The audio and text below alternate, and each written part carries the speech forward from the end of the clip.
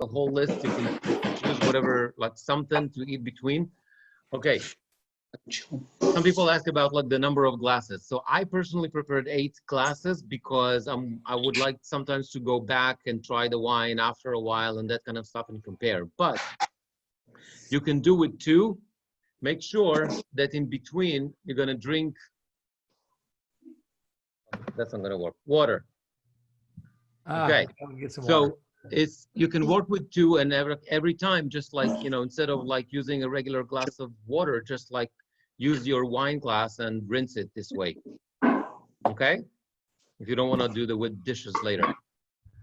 Okay. So, Rabbi Broner is here. Rabbi Broner is here. Okay, who's? Okay. Larry, I see you. Benjamin? Benjamin? Yes, yes. Okay. So everybody say hi to Benjamin. He's going to make sure that everybody's is taken care of technically here. If you have any problems or whatever, send a message to Benjamin on the chat. Everybody knows how to do that? I know. You know, I did. Okay. I didn't even see it. Maybe everybody should mute when they're not speaking. Yes. And Isn't that clear?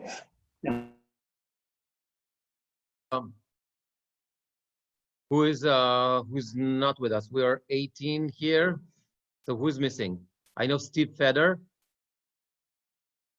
And I guess We're 2 for Arik. We're 2 for. Yeah, and I think Donnie Sampson is unlikely to be able to. No, I know Donnie's not joining us, but Ernie Katz is replacing Donnie. And so Steve Feder and Steve Friedman. Okay, that is fine. Okay, Benjamin, yeah, you can start. Okay, done. We are on? Yes, go ahead. Okay. So, a couple of things before we start. This is amazing, and I'm so happy to see everybody here. We're going to drink a lot. We're going to have a lot of time, a lot of good time tonight. And just before we start, we're going to take like a little vote every time to see who are in favor of the mevushal and who are in favor of the non-mevushal version. So, everybody knows how to click on the reactions and go like this with a thumbs up. Everybody knows how to do that? Okay, so little tutorial. Look at the bottom of the screen. Okay, there's emoji that says reactions. Raviv, that's for you. Okay, okay. Then you click on that and you can go and give me the thumbs up. Okay, you do that when you're asked to take a vote of which one of those pairs you like. Okay, we're all good, and Benjamin is going to take a count. Okay, I'm going to share my screen and we're going to start. Arik. Yes. I thought that you weren't going to tell us which of the 2 is mevushal and which is not. We have to go. Do we I'm like going to tell you. I'm going to tell you after you taste it. Okay. So we're just going to tell you which one we like better, A or B. Correct. Okay. Okay. So we're going to go here. Okay. And we are starting. So today we're going to drink and discuss a little bit the issue of uncooked wine, what we call mevushal or not mevushal. A little bit of a halachic analysis of that issue, and I thought we're going to make it interesting. This this great guy in the picture is Erwin Rose Alava Shalom, Hugo's father, and this shir is dedicated in memory of Erwin Rose. It's his 40th yahrzeit. A man who loved his JB, but we won't hold it against them, at least not tonight. What a beautiful way to dedicate something in somebody's memory and a yortzeit with a learning of Torah. Yes, we are going to learn Torah tonight. Okay. I think Tila. איך אני עושה את זה גדול? זה כל ה... I'm gonna try to make it better for you guys.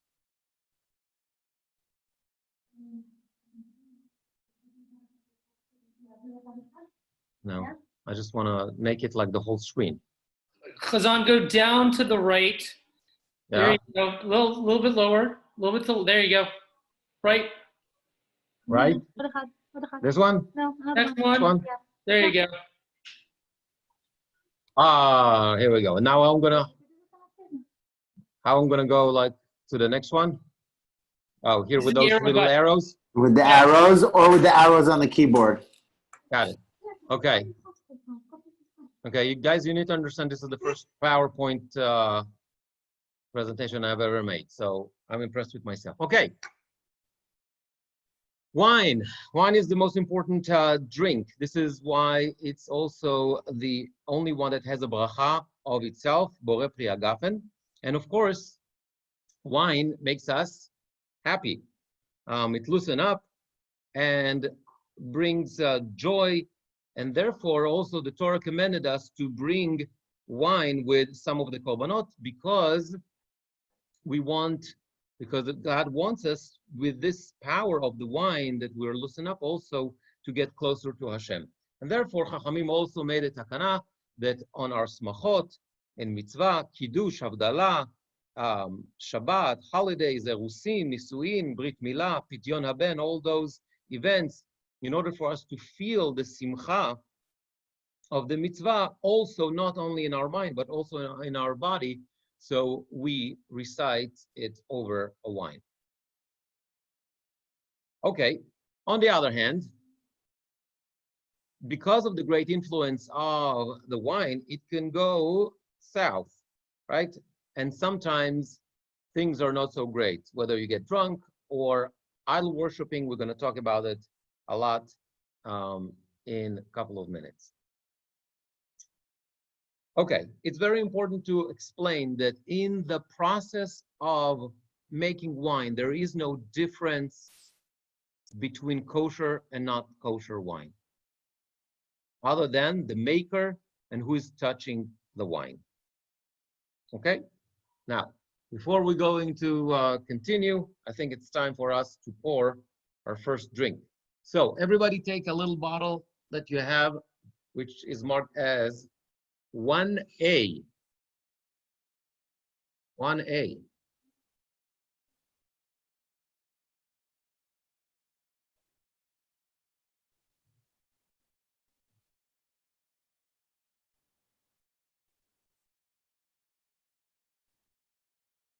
Okay, I hope you chilled it to the temperature that you like. Okay. Baruch atah Adonai Eloheinu melech haolam borei pri hagafen.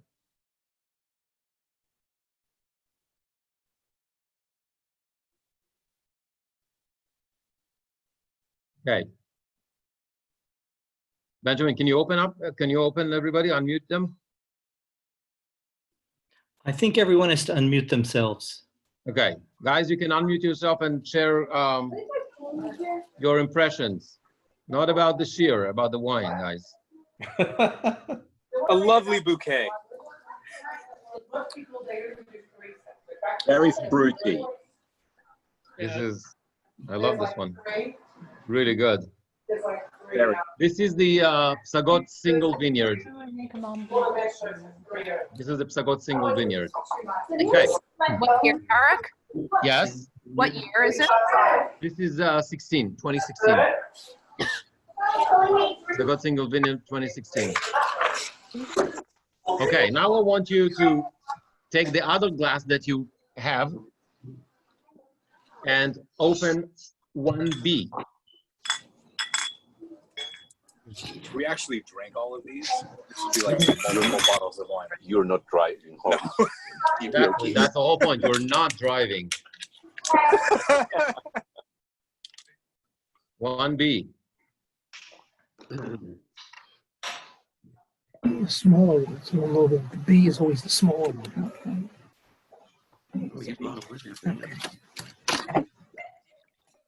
Okay, now what you can do is go back and forth between the two, since you have them on two different glasses, and see if you tell the difference.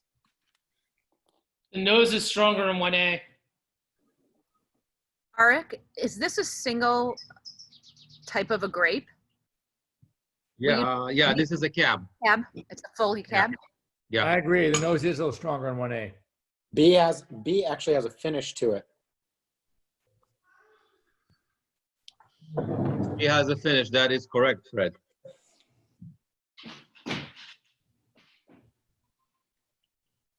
And A has a slight pepper to it, where B doesn't really have a pepper to it. Interesting. I was going to say more crushed cherry on A and more like vanilla and oak on B. Ooh, president. More fruit Okay. poured on it. So here's what we're gonna do, guys. Let's take a vote. The vote is very simple. It's whatever you like better. Okay. So Benjamin, I'll need your help here. Those who go with the 1A, I need your thumbs up. Should we do that? With a 1A. Click on the bottom there. Okay, to find the thing, right, in reactions and then thumbs up. Click on that. I can't get to it. Yeah, I can't get to mine either. What? If All you're, right, You using, only had one drink. What do you can't get it? Where's the emoji? if you're using an iPad, you go to the upper right corner to more. And pushing more gives you access to the emojis if you're on an iPad. And how about if you're not on an iPad? Then I can't Okay. help I you. had it earlier. Guys, but now it's Guys, not let's make there. it easy. If you can't find the thumbs up, just raise your hand, okay? 1A. Who's in favor of 1A? Okay. How many do we have, Benjamin? Well, it's a bit difficult to see everything at once with the sharing of the desktop. So why don't you call out the names to me and I'll just fill in the form here. This is Okay. huge. It's because it's more. Okay, so guys, who is you know what? Let's do it this way. Benjamin, why don't you have the list of people? Yes. Okay, so just call the name and they'll tell you A or B. Okay. Broner, Kiana. Broner is B. Unmute yourself. Finigstein, Jerry. A. Steve Friedman, B. Bruce Friedman, A. Judy Friedman, B. Gluckman, Muted or no? B. Graber, A. Gruenbaum, A. Are you muted or no? Katz, A. Kupieski, That's your name, what is it? Marmer, A. Mittman, It depends. What did Jack say? No, just joking. Hey, Jody. Hey. Great minds think alike. Orbach, Jeremy, there's no rosé. A. Hey. Rose, A. Schreier, A. Proxy vote. Stern, B. Serpin, B. Tayback, B. Werber, B. Walheim. B. Taking a vote on Mabusha. Okay. Is that everyone? Yeah. What's the count? A is 1, 2, 3, 4, 5, 6, 7, 8, 9, 10, 11. A is 11. B is 1, 2, 3, 4, 5, 6, 7, 8, 9. Correct, 9. Okay. 9, 11. So A is mevushal, B is not mevushal. Wow.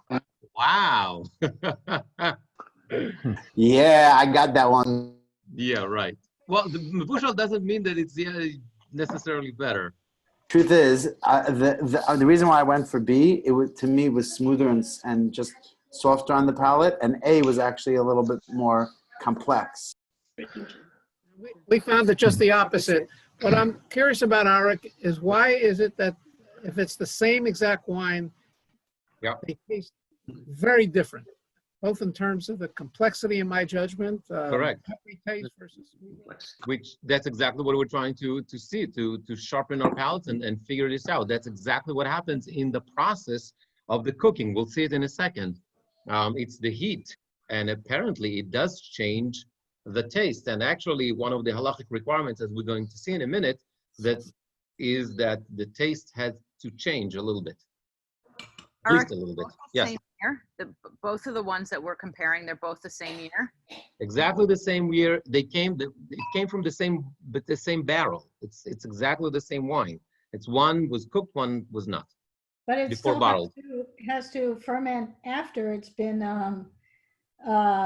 pasteurized. That's after it's been. You're right. But I'm saying it's from the same vineyard. It's the same year. It's the same winery. It's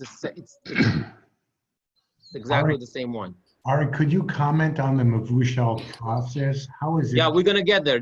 I'm just like beginning of my presentation. We're not. Yeah. Okay, let's continue with our shir. Yeah. So we are. If you look at the screen, you'll see that we have one. What is actually we have two types of non-Jewish, let's call it non-Jewish or non-kosher wine, okay, which obviously is not kosher. One is called yain nesech, right? The yain that used in rituals by the idolaters, right? Used in as part of the ritual, it's called yain nesech, and the other one is what we call stam yenam, just drinking wine that was not made for the purpose of avodah zarah in any shape or form, but it was made by somebody who is not Jewish. Both of those wines are not kosher. Now,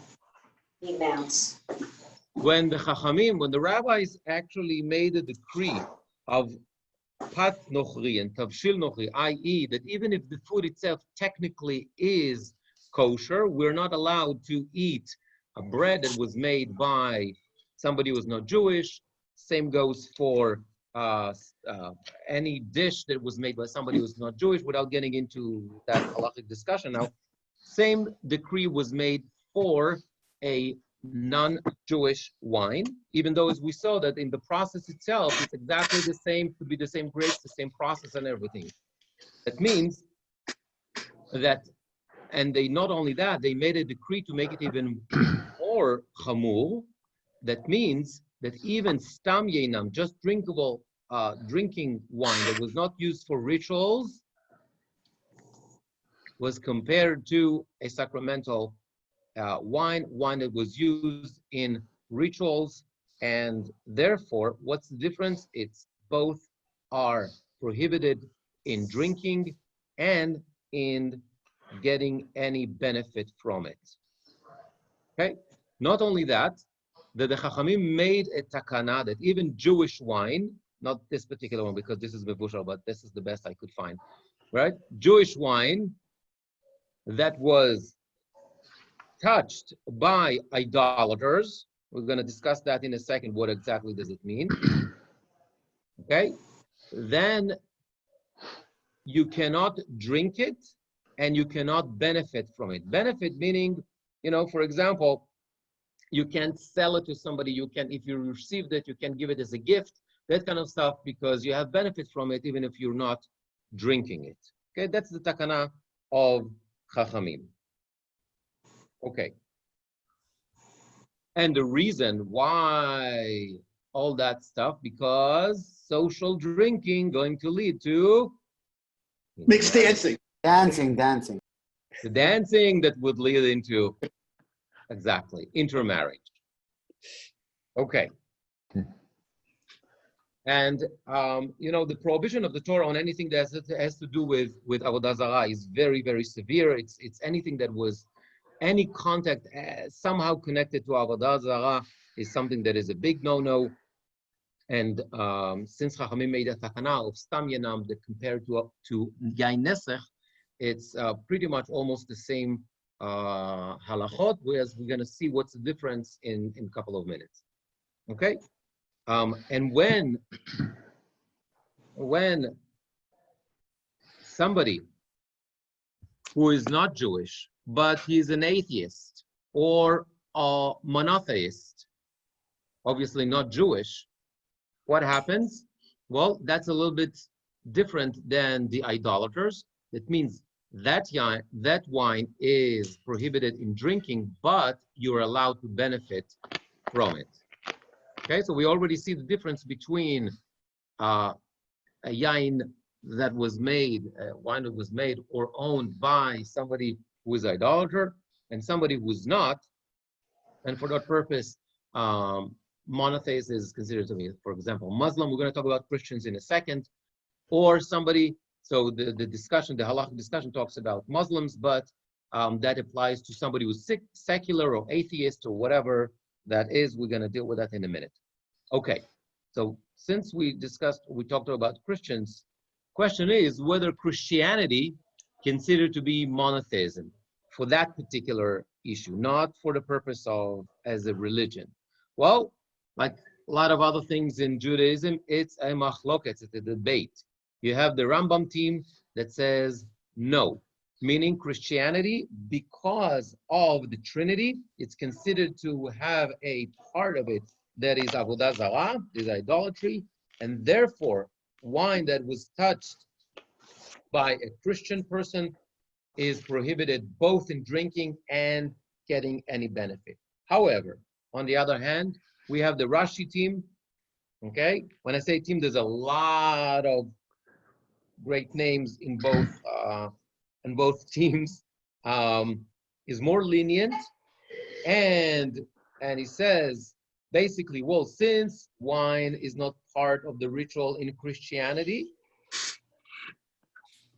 Christians are considered to be monotheists, just like Muslims in that regard, and therefore you're not allowed, obviously, drink that wine, but you're allowed to derive benefit from it. So, for example, somebody gave you a bottle of wine that is obviously not kosher, and you want to re-gift it to somebody else who's not Jewish, you can definitely do that according to Rashi and Rashbam and many others, but not according to the Rambam. What is the tachlis? What do we do with that? Lechatchila, we try to be machmir on that, and therefore we're not going to be in a reality in which where we have to derive benefit from a wine that was made by Christians or touched by Christians. However, in Shatat Chak, in certain circumstances, or if you're going to lose money or all that kind of stuff, we can rely on the Rashi opinion, and you can benefit from that wine, obviously not to drink it. So far, so good? Okay, let's move into wine number 2. So you will find again 2A and 2B. So guys, I'm curious, as we're Yes. about to pour 2, can you share with us the pricing of one so that we have perspective and the difference between mavushal and non-mavushal? The prices between the mavushal and non-mavushal are the same. Sometimes it's like, like $1 difference or something, just to do with like, inventory, stuff like that. But basically, the price is the same. The Psagot single vineyard is, I don't remember the exact price. It was about $60 a bottle. 60? 55 Okay. to 60. 55 to 60, something like Number that. one was the Scott. Psagot, yes, number Okay. 1. Okay, now we're going to number 2, which is Isaac's Ram. We have 2A and 2B. Feel free to pour and try. and see what you, and tell me what you think.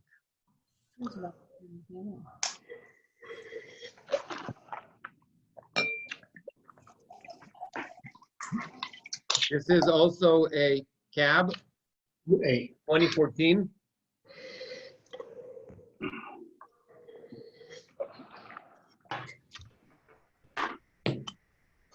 Oops. I'm dealing with 8 different glasses here, so kind of like have issues of space.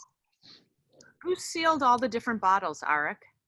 I did, together with Robin. So kudos to Robin today. Robin and I spent hours in my kitchen. Thank And you. we poured and sealed and whatever and wrapped and whatever. So that was fun. Thank you.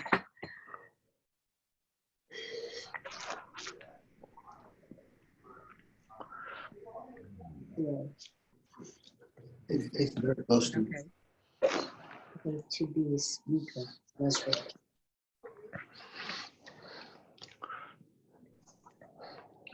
Arik, are we opening both? Yes, yes, you're opening both and you're trying both of them. That's how you can compare them. Guys, don't forget to eat something between. You want to sharpen your palate. Well, I guess without approaching whether or not one's mevushal or non-mevushal, I find this wine a little disappointing compared to the first, and particularly Correct. the nose. This The nose also, is totally lacking. Steve, this is also half the price. Okay. So you're Get your absolutely money right. back. No, it's a good wine. It's a solid wine. I would say at about like $34, $35 a bottle. Definitely get it.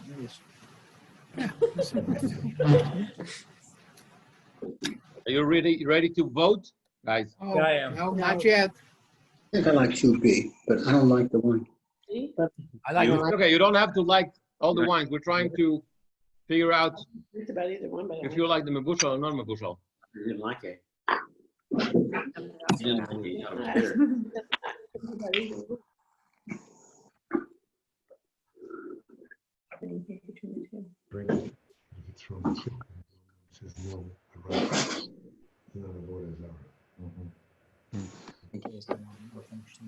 Okay, Benjamin? Okay. A or B, Broner? I'm actually going to go with A. Pfennigstein? B. We have different. B. Friedman? A. Bruce Friedman? B. My wife and I are split. Who paid? Judy Friedman? I pass. I don't like either one. You know what, Benjamin, I love it. You don't ask Fred anything, which is great. Fred can vote. Go ahead, Fred. Gluckman? Ah, there you go. Got asked. Sorry. A being, my guess is A is non-mevushal, and I also vote C. None of the above. Okay, Graber? what's your vote, Fred? A. A. Okay. E. B for Graber? Gruenbaum? I'll go A. Katz? B. Kupieski? 1B, 1A.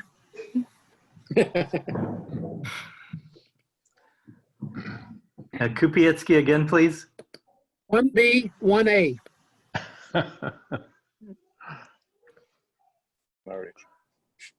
Marmer? A. Pittman? A? That was a question Orbach? mark, Jeremy? That was a question mark. I couldn't really tell the difference, to be honest. Take a cracker. Orbuck? A. Rose? B. Schreier? B. Stern? Actually, it's funny they don't have to do this. John Stern? Done. Bueller. Sorry, guys. Bueller. I think A is the non-negotiable, but I actually liked B more if I had to take a pick. Okay? But we're voting for the one we think tastes better, right? Or we're Exactly. voting- You're voting for what you like. You don't need to guess. But don't say it that way. What we like better. We don't Exactly. like either, but I voted for the one I thought was better. Yeah. B it is. John, that was B. Yes, sir. Serpent? John, A for Serpent. John, they're going to arrest you out in front of Beth Jacob. Payback? A. Werber? I like A. I don't like the finish in B. I like A. Okay? Wilhelm? I like A. Okay, guys. You'll be surprised because A is the mevushal one. Yeah. I like the Mavushal both times Interesting. better. That's interesting because So you that chose says a something a little bit non-negotiable. about the finish. Yeah. I'm not so surprised. The tannins in B seem to be kind of totally unstructured. Yeah. Okay, and therefore you think that the heat actually helped it? I think it mellowed it out. Yeah, I think it might have been. That was intense wine talk. I don't know what that means. Okay. Neither do they. Guys, make sure that you drink enough water in between, seriously. Sorry. Otherwise, I'm going to get in trouble. You want the score? You're already in trouble. What's the score, Benjamin? A, 11, B, 8, and 1 no vote. A1. Judy. Okay. That's just gross. It's just gross. It's not a gross. Judy, come on, you're such a snob. You know Come on. that. If you eat this, if you drink this wine with a fatty steak, it's pretty good. So, Arik, what kind of wine was this? I kind of like it. Why are you This eating a is fatty Isaac's steak? ram. This is Isaac's ram. Don't judge me, Fred. I haven't seen you in a while. That's not fair. I don't judging. I was Isaac's asking a ram question. cab A 2014. good fatty steak, a wine cuts it. Correct. But does it go with the chocolate And, melange? Arik, how much is this? This is about 30, I would say $5 too much. 34, something like that. Arik, are you going to say anything about the winery? What? Are Ernie? you going to tell us anything about the wineries? No, we're not. I mean, this is like a simple Google search. You can learn about the wineries. We're discussing. Arik, just do us a favor. Don't show us the picture of Isaac's ram label. Too late. It's only in the email that I sent you guys yesterday. I missed that one. Oh. Okay, What's let's up with move the on with label? our share. That was Isaac. Okay. Question was, what about Hindu and the Far East religions? Okay, so is it considered to be idolatry or not for the purpose of wine? So, like many other things in halacha, lechatchila, you say yes, okay, because they bow down to idols and all that kind of stuff. However, because wine is not part of the ritual, we say in Shat Adchak, you're allowed to benefit. Of course, you cannot drink that stuff, but Bishat Adchak, you're allowed to benefit from it. Okay? Moving on. Question is, what's considered to be wine? From what part, halachically, from what part of the process in winemaking is considered to be wine? I mean, obviously, when it's a grape, right? Wine is a wine. When it happens that it changes status in between. And the bottom line is, when the liquid, when the juice separates from the grape, i.e., from the peel, from the all that seed and everything else, then it becomes a wine. And all the halachot of yain nesach and nanju and all that kind of stuff apply to it. Okay, but if it's still connected, the juice itself is still connected to the seed and it's still like half a grape or whatever, then all the halachot do not apply. So that means if a non-Jew touch that, it's still kosher because it's not wine yet. Okay, everybody's clear? Good. Now, the wine that is prohibited, or can become prohibited by the touching of somebody who's not Jewish is only natural wine, meaning something that was not tempered with. We're going to deal with that in a second, what exactly it means. However, if its original taste was changed, right, then it cannot become not kosher because the idolaters or whatever, any form of avodah zarah, did not use any wine that had a significant change. Therefore, I spend a lot of money on wine.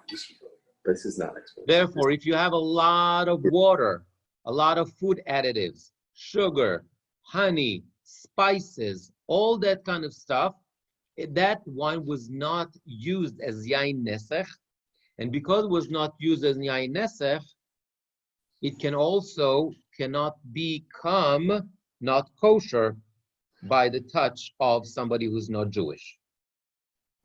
Okay? Generally speaking, the simple wines, the wines that are cheap wines are, they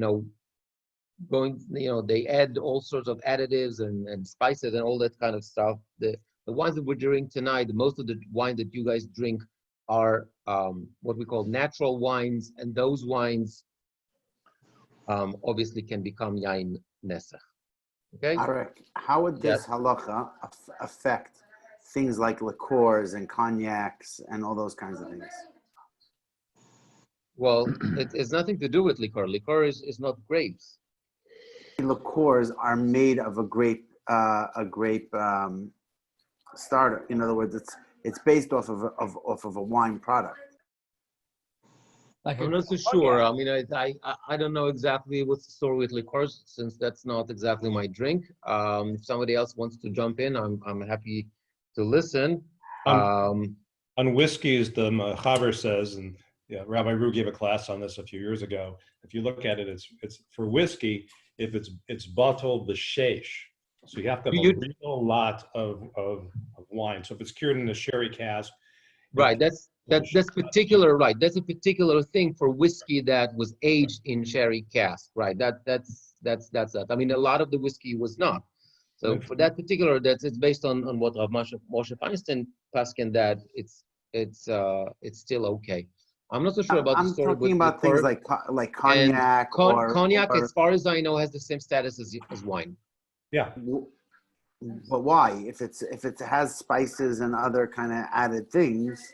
No. Likewise, also, I can't remember the name of the alcohol right now that you use in a lot of drinks. That's vermouth, which is also wine based and things like that. So I guess it's the amount. I guess it's the amount or the relations between. Cognac is just dehydrated. Everyone wants to make more money, so they make a kosher. That's actually just yayin. They don't add much there. But with regard to the liqueurs, the standard now is that if it's any kind of wine, or even if it has grape juice, it needs a hashgacha. Correct. I know, but I know what the tagline is. I'm curious how if you're looking at this, lav dafka, should it affect that? Same thing is also things that have great products that you need to have a hechsher on, on things that have Welch's concentrate to make a product. My assumption is because it changed, not enough to lose the status of wine. That answers? Ellie. Put my thumbs up. Yes, thank you. Okay. Because I see only the thing. I think that, by the way, this is the basis perhaps why Kiddush wine, like historically, like the Menashevitz stuff and all that kind of stuff, why it was used, like stuff like that, was like with a lot of food additives and a lot of sugar and all that kind of stuff, because there was no chashash that it's going to become not kosher. I think it's just a theory, but I might be wrong. Okay. Now, wine that was cooked, okay, and then touched by somebody who's not Jewish, is still kosher. Why? As we said, because that type of wine that was tempered, let's call it, right? Wine, like it was added too much sugar, whatever, all that kind of stuff that is, it tastes changed so much. Cooking a wine is the same idea. And therefore, since it was not used in rituals, it always stayed kosher. Okay, and therefore this is what you're going to find in restaurants and caterers and all that kind of stuff. And today, what half of the wines that we're drinking are mevushal ones, i.e. cooked ones, because this is, even if somebody who's not Jewish touches them, they're still going to be kosher. Okay, next one. So what is considered to be cooking in wine? So we have machloket. One opinion says you got to have a noticeable change of taste by the cooking. Okay, I think that we kind of detect a difference in taste. It has to be boiling. Okay, so the temperature of 212 roughly Fahrenheit, and there's a idea of evaporation of nechsar. That means that by it becomes, there's a little bit that is evaporate and disappears. On the other hand, we have a more lenient approach that says, no, even a tiny, tiny change in taste, and that's somewhat what we see, I think in the psagot was not like a huge difference in taste, right? And we raise it only to the temperature where it's only starting to boil and the alcohol starts to evaporate, which is about 160 Fahrenheit. That is enough, okay? And the halacha, generally speaking, in Dvarim D'Rabanan, is we more makel, and therefore the halacha is to be lenient here because this is the chumrah of the Rabbanan. Okay. So even though, and by the way, like Rav Auerbach and others hold by this, the vast majority in the halacha is to go with the lenient opinion. Okay, what is pasteurization exactly? So it's a process that you heat the wine for a little bit. Okay, it eliminates all the great stuff in the wine, it extends the shelf life, short time to a temperature of 122 to 160. It's a closed system. So that means even when it evaporates, when it cools off, it goes back. So there's no, it's not a permanent, meaning it's not nechsar permanently. Okay, the wine goes back after it cools off. And usually that wine, those wines are not wines that are going to be aged, and therefore they are meant to be drunk. People it's supposed to be drink immediately, and therefore you pasteurize them. So the question is now, from halachic perspective, is pasteurization considered to be cooking? And again, here it's a machloket. So on one hand, some people say that yes, some of the opinions say it's like bishul. Why? Because the halachic definition of bishul, of cooking, is yad soledet bo, okay, which is, this is hot enough. And it's enough to get to that temperature. And even though the wine is going to come back, because it's a closed system, the fact that it evaporates for a little bit, that's enough. And there's no there's no need in change of the taste, or just like a tiny change that only wine snobs like us going to notice. That's enough. On the other hand, the approach that is more machmir says no. The pasteurization only kills all the germs, okay? But the wine itself stays in the system. It's not a din of nechsar. It's not evaporation really. There's no dramatic change in the taste or smell, and you need a complete cooking, which is boiling, and that's not happening. So these are the two opinions about pasteurization. And of course, since this is a din de Rabbanan, we also more makel about that, and therefore for the halacha, we are lenient, and that means that pasteurization is considered to be cooking by vast majority of opinions when it comes to wine. Okay, now it's time to go into the third wine. So let's start with 3A and 3B, everybody. You're gonna love this wine. This is one of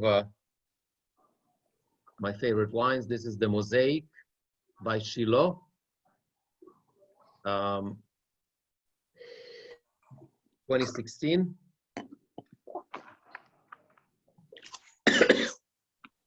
Okay. Why does this strangely feel like a Seder? I would say it's a double Seder because we have 8 kosos here. Is this a cab fully also? For me, that's normal. No, No, this is a blend. this is a blend.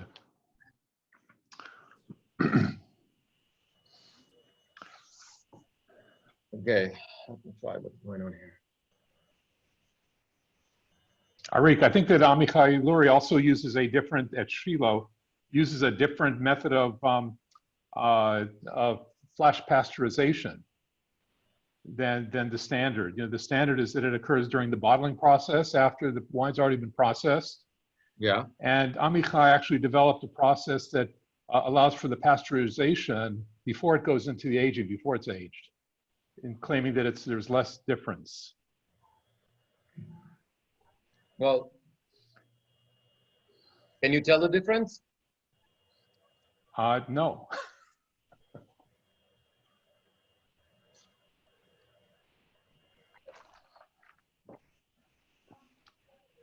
I would say you're right, Steve. They taste very similar to me. Extremely similar. A is a little stronger nose, but they taste the same. This is like walking into a perfume store, and after the second or third one, they all just taste the same. Nah, guys. Hey, wait, No, who- this is like I think that Steve, Tasting the I think perfume. that, That's what I think want that Steve is right though. I think Steve is right. There is something about the process of Amichai that makes it less noticeable, the difference between the. We're gonna try it again. No. I think the nose is greater in A, but they taste the same to me.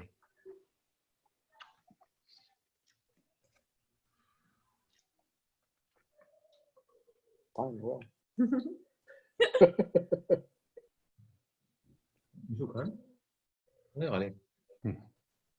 I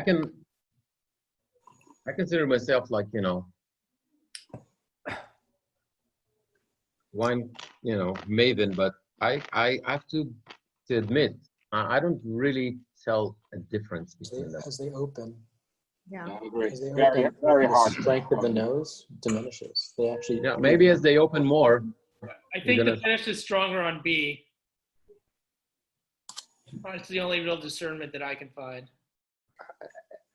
As they open, they seem to become more and more similar. And that's what happens a lot. By the way, guys, if you still have the psagot, try it now. Go back to it. We have the psagot. No, from the camera.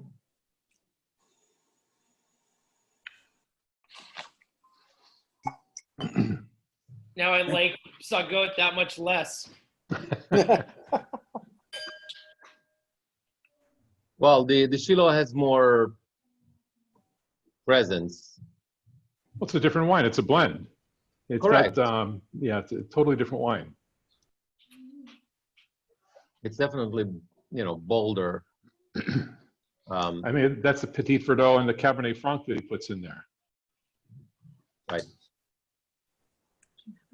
I'm having a hard time deciding between the two. They're very similar. They're extremely similar. Okay, anyone tells a difference between the A and the B when it comes to 3? 3A has a softer finish. Yeah. The 3B has a tannic, more bitter finish to Okay. it. I like. So, Benjamin, take the vote. Okay, let's go in the other order. Walheim, A or B? Honestly, I can't tell the difference. I'll go with the A. Difference now?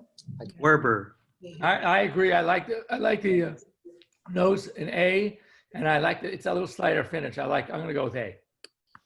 A back? They're so similar, but I guess I'll go with A. Serpent? I'll go with B. Stern? B for the finish. It got better. B is the same as Schreier? Well, I'll choose A, but there really isn't a dime's worth of difference. They're both very good. Rose? A. Never heard guess A is better than B. That's my opinion. Or Buck? But B hasn't changed this. Nope. Larry, Iris, you're with us? A. A. Pittman? We're split. B. I'm sorry, I couldn't hear Mittman. B. They unmuted or removed? Thank you. Marmer? A. Kupiecki? Gonna go with B. Katz? A. Gruenbaum? I'll go B. And can you also tell us the price point for this wine? This one, about 64, 65, something like that. Ark, who has Approximately. this, Ark, who has this in town? I don't know. I bought everything through kosherwine.com. I don't know who's got it in town. Graber? B. Buckman? After it opens up, A. Judy Friedman? I'll go A. Bruce? We're split. Come on, Bruce, you got to be, original. You used that line previously.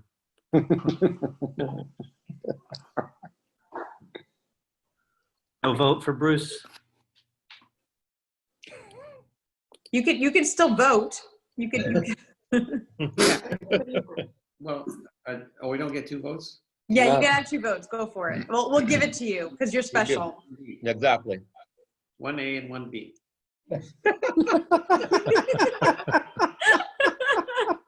Steve Friedman? We both like A. Phoenix-Stein? B, but I don't know if everybody knows. I think this has a great aftertaste. I'm not sure if it's A or B, but I like that. Yeah. Okay. I keep on drinking one to the other. I don't know whose aftertaste. Jack, so pour a little bit more and drink it again. I want to be able to stand up, Arik. Why?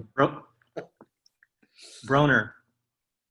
I'm going to go with A. I really liked it from the beginning, and I have to admit, I actually poured it middle of Arik's share so that it would actually open up and get some air. Ooh. Thank you. Rebel. Forward thinker, Rabbi. Okay, A is 12, B is 7. Okay. Well, so we're maintaining pretty much that ratio throughout, but it changes. It's interesting. The overall, I think, everybody agreed that this is like a great wine, though. Yeah. Okay. It's the Mavushal. Hey, which Which one's one's Mavushal? Sure. Oh, you really want to know? Yes. Okay. The B. Interesting. B is the Mavushal one. Son of a gun. Okay. So, Arik, did you play us by going for A, or did you know the answer before? Well, I know the answer because I have the bottles in front of me. But I like them both a lot. This one. No, it was very hard to distinguish between. Yeah, this one is like almost impossible to distinguish. Yeah. Okay. Other than A opened a lot more. Yeah. That's the difference. That was the difference for me. Take it. Yeah, I'm surprised. I wouldn't expect a drier finish on the Mavushal one. It just proves that, whatever you think about the process of Mavushal and whatever, it's not true. And sometimes, as you can see, sometimes you like the Mavushal better than the non-Mavushal. Eric, isn't it true that they Isaac's Ram is not a good case. I had to create a variety, guys. I have to create a variety. Thank you for coming around to the dark side. Okay, let's continue. So as we said,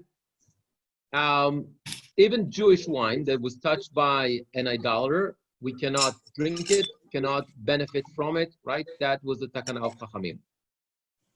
What is considered to be a touching? So Chachamim say that it's what we call shichshuk. Oh wait, Arik, one minute. Are we talking about wine now or entertainment? It's two very different. This is all wine, Mr. Rabbi Broner. This is all wine. You know, I'm sorry that my PowerPoint is entertaining, but it's halachic. It's halacha. So I'm curious, before we Right. continue, Yes. how does aging play into the mavushal and non-mavushal aspect?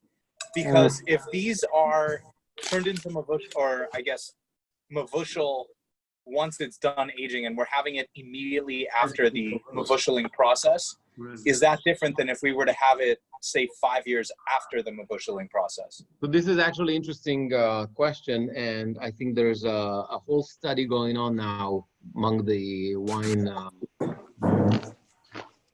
mavens. And actually, one of my friends claimed that the more you wait with the wine, the smaller the difference it becomes. Like, if you're gonna age those for a couple of years now, like 10 years or whatever, yes, they're gonna be over their peak anyway, but you're not gonna tell the difference at all. So the closer you are, at least that's the claim, I don't know, the closer you are to the process of cooking, the more noticeable the difference is. That's the claim. I haven't tried it. Okay. So what was the form on which idolaters actually used to, designate or do something with the wine for the purpose of idolatry? So that means they used to shake it, shichshuch. Okay? So that means if an idolater touched a Jewish wine, kosher wine, it becomes not kosher, and you can't even benefit from it. However, if the shichshuch, shaking, was done by a monotheist or atheist, and of course it's a kosher wine, then obviously you can't drink it because that's the action that they used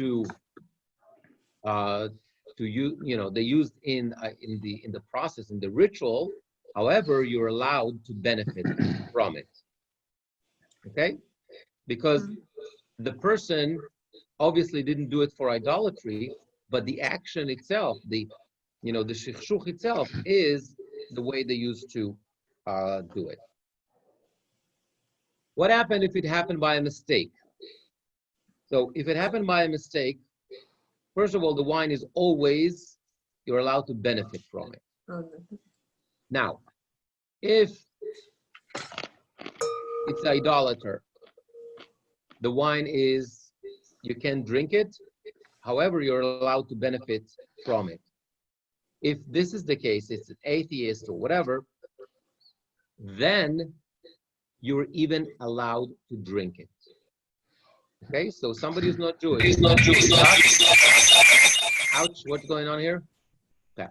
So if somebody who's not Jewish, but atheist, or for our purposes now, Christian, Muslim, whatever, touched your wine by accident, you may continue drink it. Okay?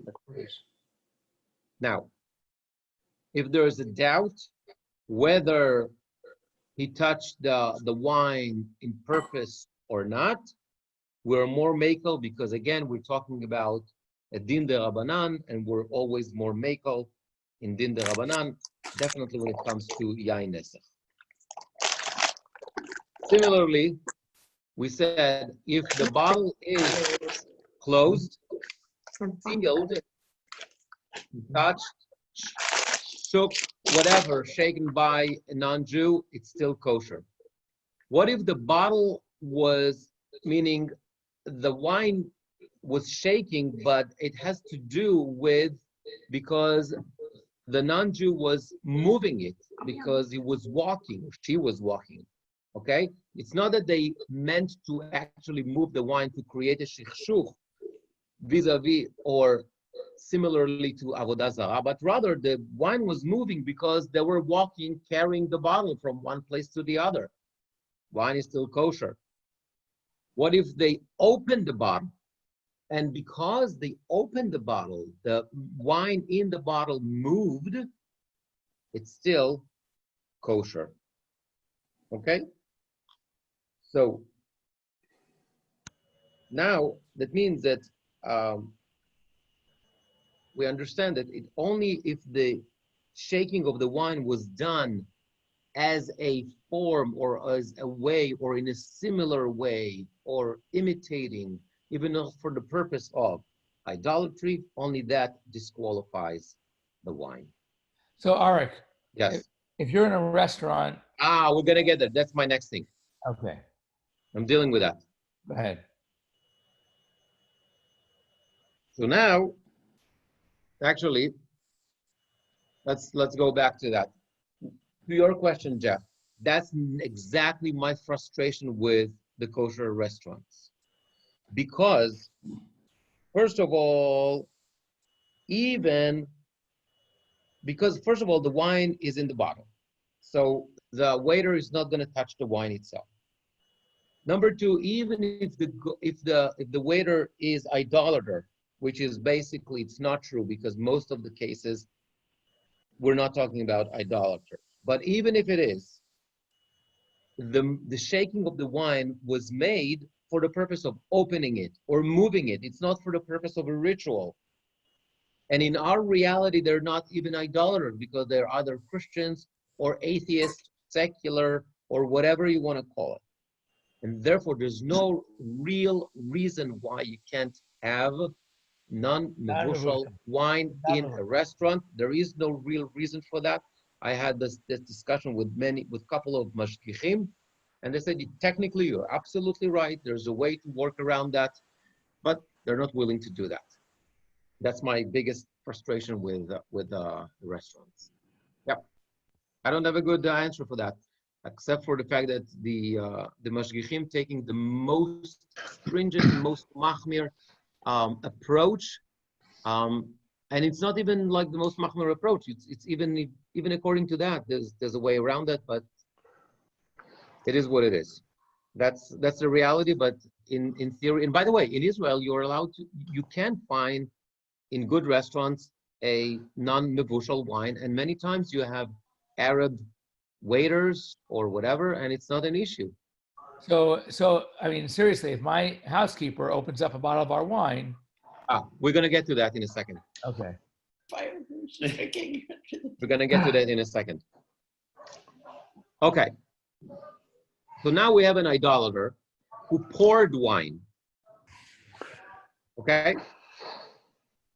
Obviously, you can drink it, but you're allowed to benefit from it. Okay?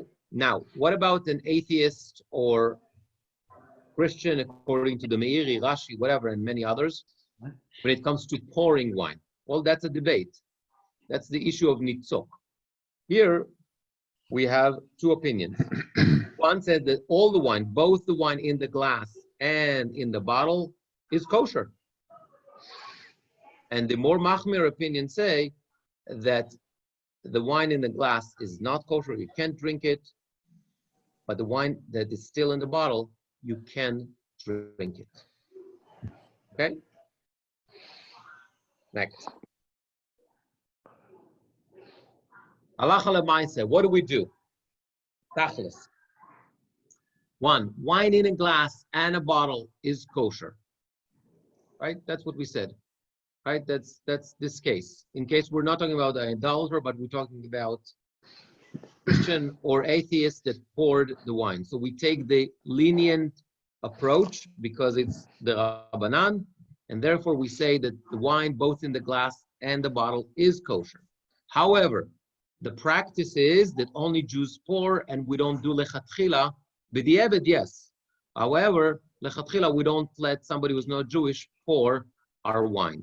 What's the minhag? The custom is that if you have a non-Jewish waiter, then you pour you pour yourself. However, b'di'evid, if the waiter already poured it for you, the wine is still kosher because after all, he did not touch the wine itself, but rather only the bottle, hopefully, right? If you touch your wine itself with his fingers, you have bigger problems than kosher. Don't drink it. Exactly, especially in COVID. Okay. Okay, now, what about transporting wine by non-Jew? So if we're talking about an idolater, you need 2 seals. Why 2 seals? Because it's Isur Deoraita, right? That's when the Torah talks about, Yei Nesach talks about, it's a Torah, when it comes to Torah prohibition, we require 2 seals. And by the way, if you look at the little bottles that you received, you had 2 seals. You had the cap, and you had like another seal on top of it. Even though either you got the wine delivered by me or by Nancy, we're both Jewish, I promise you, and the pouring was done by me and Robin. We're both Jewish, but we just be on the, So, but in Isur Deoraita, we require 2 seals. However, if we're talking about non-adulterer, which is Gzera Derabanan, we require only 1 seal. Now, what if you have wine that is not supervised? Okay, you have your wine and you have your housekeeper there. If the person is idolater, so again, you need 2 seals, otherwise it's not kosher and you can't even benefit from the wine. However, if the person is non-idolater, if the person is atheist or whatever, 1 seal is enough. If you have no seal at all, you had an open bottle. So the question is like this: is there a chance that the person touched the wine or drank the wine? If the answer is yes, it means it's not kosher. However, if there's no chance that the person touched your wine, then it's still, or didn't drink it directly from the bottle, then it's still kosher. For that purposes, actually, idolater is considered somebody who does not practice nisuach.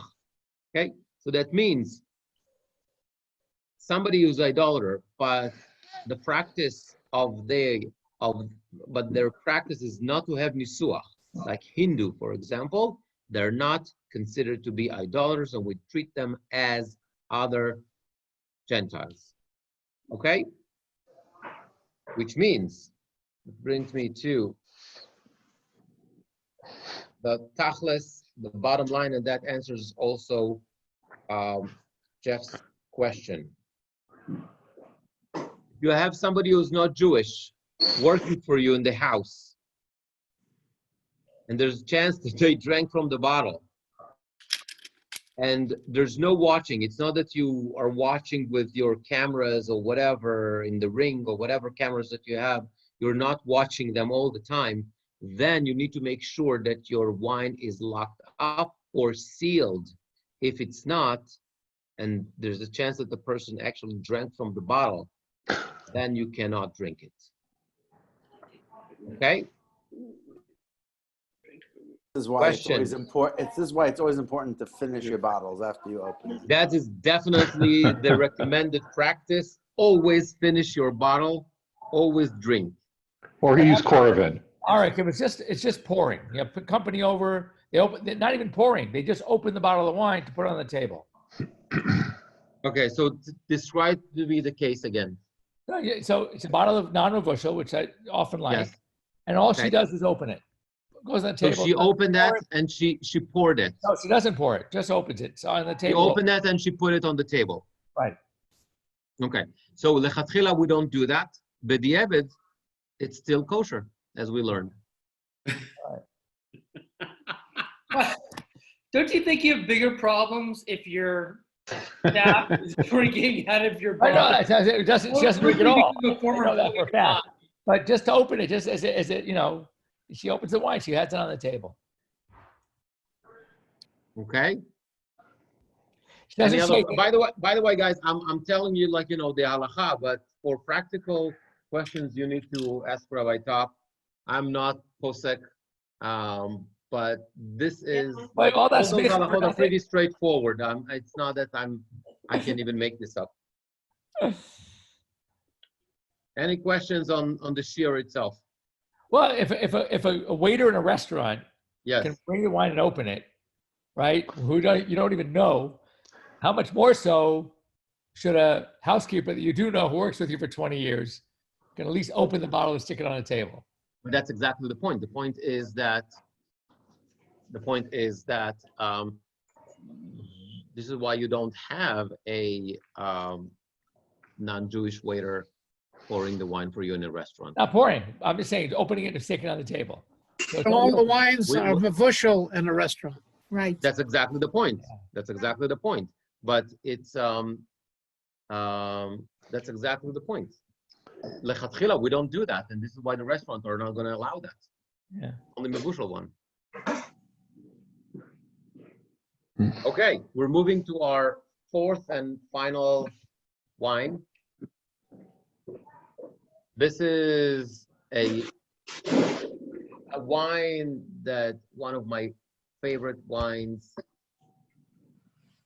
It's a big, as my friend Mitch, and some of you know Mitch, call it big oaky monster. This is The Cave by Binyamina, 2016. Please go ahead for 4A and 4B. Is this 4A, B? Yeah. 4A. Is it a and cab? 4B. What? What kind of grape is it? It's a blend. It's the best wine yet. It's very good. All right, this is the best wine yet. Of course it is.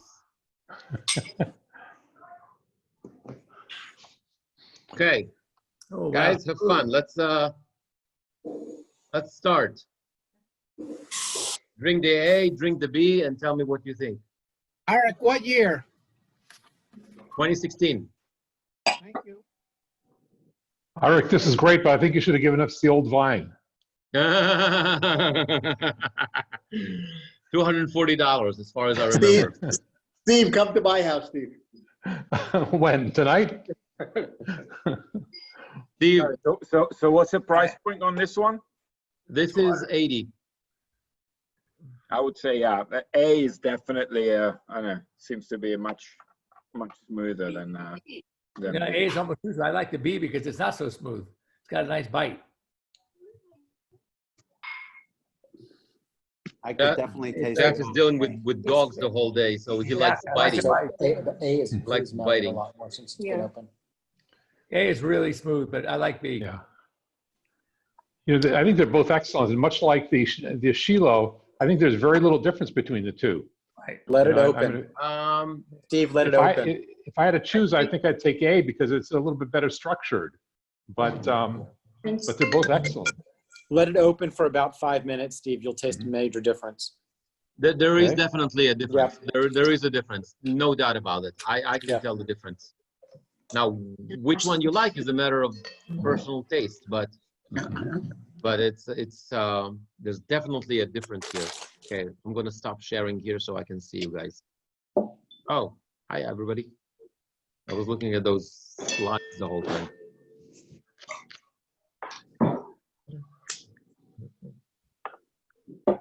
You can taste the fruitiness in B that you can't taste in A. Rabbi Broner, go back to the wine. Tobacco. A is the hero.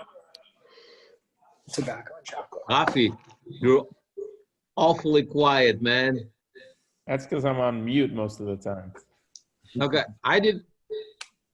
Why am I looking at Jeff Werber's screen? I don't know why you're looking at me. Oh, because I'm sharing. Yeah, well, who well, asked you to Jeff, share? Jeff, we don't want to see your screen, I'm Jeff. not share. There you go.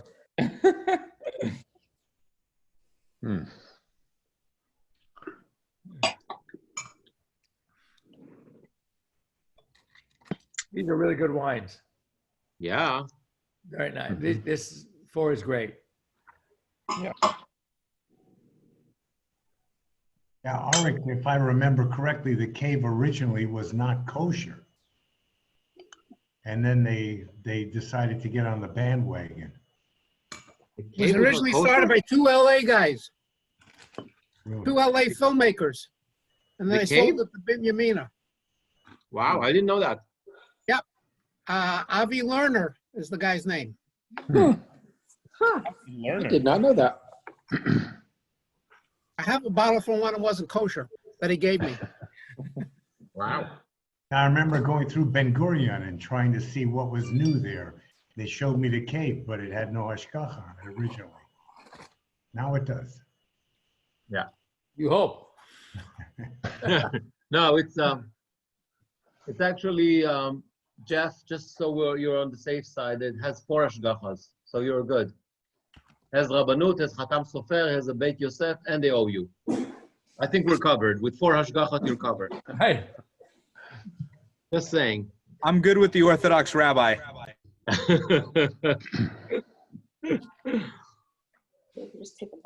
Okay, Benjamin. Okay, ready. Wine called K. A or B, Wolheim. A. Yeah, I have another client here, Tila. What do you say? Tila says B. Werber.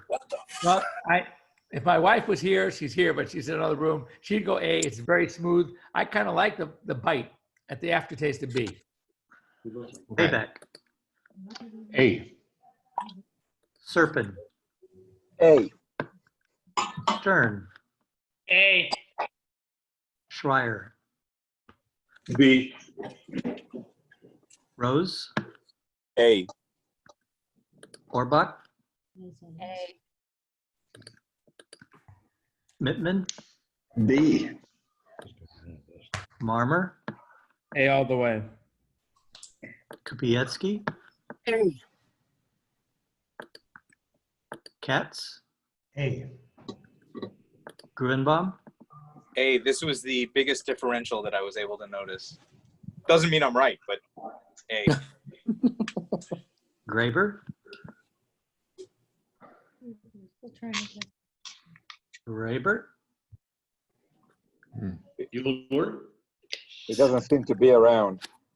Okay. Gluckman. He passed A. Gluckman was A. A, yes, please. Thank you. Judy Friedman. A. Bruce. I poured them both into the same glass. It was great.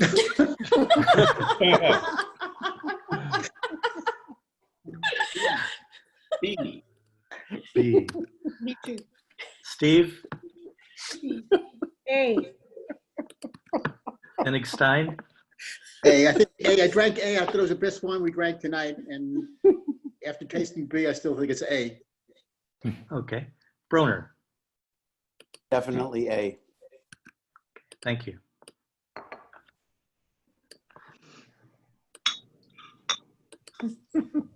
Okay, 14 for A, 6 for B. Okay. Biggest difference. So that's okay. So let me see what did I mark here? I don't remember. A is the mevushal. No, I'm sorry. Yeah, A is the mevushal one. Wow. Rega. Yeah. A is the mevushal. So most of us like the mevushal version. I think I'm surprised at least 50% of the time. I'm 50-50. I like the bite of B. I really liked it, the non-reversible. Jack, you're okay? I just drank the B again. You want to change your vote? No. All choked up over the result. By the way, I noticed that nobody was leaning, so we have to do all the cups over again. Oh, yeah, That's a double Seder. steroids. Yeah. Hey guys, that was a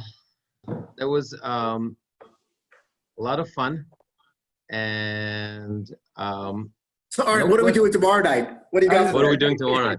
Okay, so here's by the way, here's what I'm thinking. I would like to do the next one in Sukkot, Hopefully we can do it with a little bit of food, or maybe we can do it even in the shul sukkah with social distancing and that kind of stuff. Maybe we can do something really, really fun in Sukkot. I have 2 ideas for a tasting. Let's see if we Kosher, can non-kosher dinner?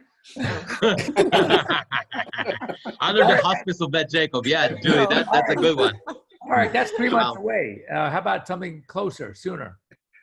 Sooner. I have Rosh Hashanah to deal with. You know, let me freak out over Rosh Hashanah and Yom Kippur first. Then, so I'm thinking one option is to do a vertical tasting. Vertical tasting means we're gonna take the same wine, different years. We're gonna compare them. Okay. Last time we did that, and we had 14 of them. My wife drank, and our baby Judith, who was still nursing, slept for 14 hours straight. Just saying. That was the only time. I was going to say she had a baby 9 months later, but that's. Yeah, no. The baby was already out. So that could be a lot of fun if I can get the wines. That's one option, is vertical tasting. The other one, which I'm trying to put together, which is going to be, if I can, it's going to be a lot of fun, is single vineyard cabs from California. I have to tell you a funny story. When Rana was living in San Francisco, we went up, and I have friends. I went to Berkeley undergrad. A lot of my best friend from Berkeley lived in Northern California. He knew I was going to go take Rana to go Napa, just to see the wineries. And he says, "Oh, you have to go to this winery because it's a kosher winery. It's called the Hagafen." I go, Hagafen? I've never heard of Hagafen. It's Hagafen. I drive up and I say, it's Hagafen. And it was just before, it was April, actually. It was actually March. So I ended up buying a bunch of wine for Pesach, but it was so funny. Hagafen. Nice. So that's another idea, like, compare the same grape, different areas in the same, states, because we have like different climates, different elevations and that kind of stuff. So that's one idea. Another idea that I would like to see if we can pull it together is to taste the same wine in different stages of aging, like in the stainless, like, then barrels, then bottle, then, different, perhaps if they change the barrels between, French and American oak and stuff like that. So we can play with that. So the idea is to do something different, something that is fun, something that actually we can sharpen our palates and actually tell the difference between those things. Let's see what I'm going to come up with, but the idea is to hopefully Sukkot will do something really fun, and hopefully not on Zoom. Hopefully we'll do it together. Things are going to get better, and we'll be able to do it in some way together. If not, then we'll also do it Zoom. So Chazan, I have one item to point out to you, which is that there are multiple nights of Chol HaMoed Sukkos. You could do all 3. Listen, Fred, some of us actually want to spend the holiday with our families. Why? Okay, first of all, there's the why, and second of all, doing that each of the 3 nights will make spending time with the families that much more easier. tolerable. Yeah, exactly. I hear you. Okay. By the way, Fred, Sukkot is actually is Nisuch HaMayim, not Nisuch HaYayin, just FYI. Just because you can't spell isn't my problem. Right, it's Man Simchatenu, Rabbi Broner. That's why you have a revi'at. That's why you have a revi'at of yayin, and then a lot of vodka. Listen, man, you're in Beverly Hills. Your show's in Beverly Hills. You gotta get the Chabadnik thing out of you. By the way, I cannot remember the last time I had a vodka drink. Don't worry, I have not touched vodka in a very long time. Feels so much better. Woo. Thank you, Aaron. May the Shema of your father Yitzchak Ben Chaim have an aliyah. Thank you. Amen. And thank you. Amen. L'chaim. And l'chaim. And this is, we have some chassidim here. So in Chassidut, this is like this is kind of having like a kind of a kiddush, like mini kiddush. Eating, drinking on that day is a way to elevate the neshama. So that's the practice. We're very machmir on that tonight. We're drinking as much as we can. Please go ahead and finish up everything in those bottles. So you're gonna go to sleep much happier. And with that in mind, do not It's going to last drive. me a little while, all these bottles. What? And okay, nobody's driving, and so that's great. Good night, everybody. It was wonderful, and hopefully we'll see you, see you soon. Let's have an aliyah. Arranging it all. Thank In, you. Nice. in Thank the you. shul, Thank you, Art. drink, Lots of fun. and l'chaim. Enjoy. Thank you very much. It was wonderful. Benjamin, you still with me? Benjamin?